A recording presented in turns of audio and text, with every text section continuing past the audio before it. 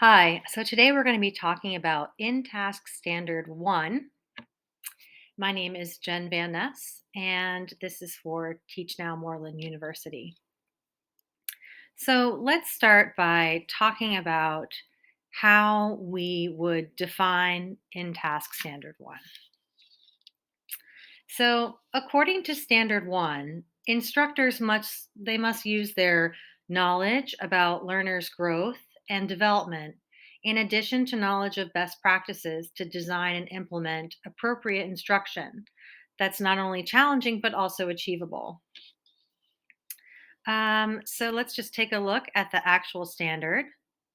So it's for learner development.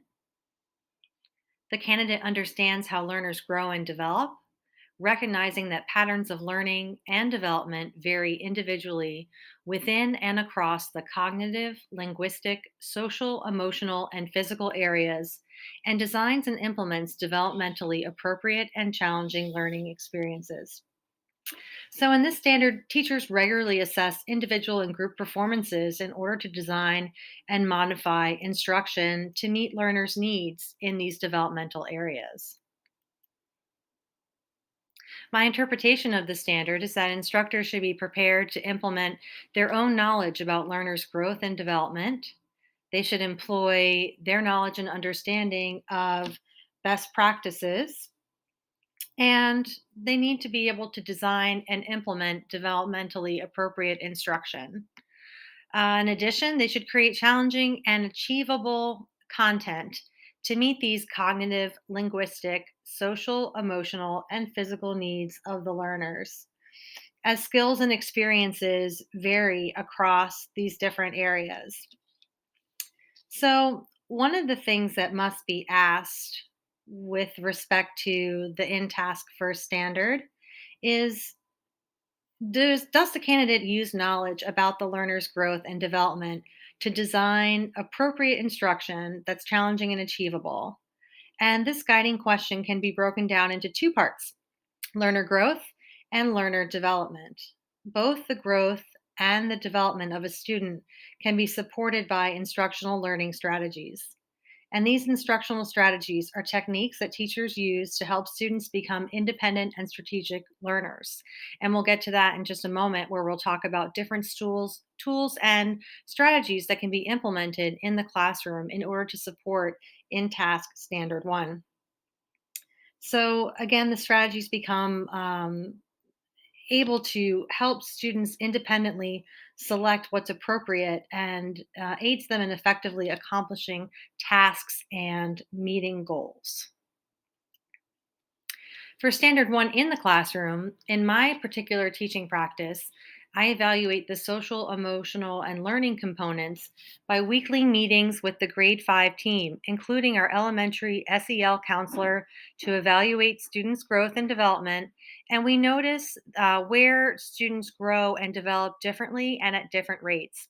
And this is really germane right now because we're doing a unit on puberty. And not only are students growing physically at different rates, but also cognitively and emotionally.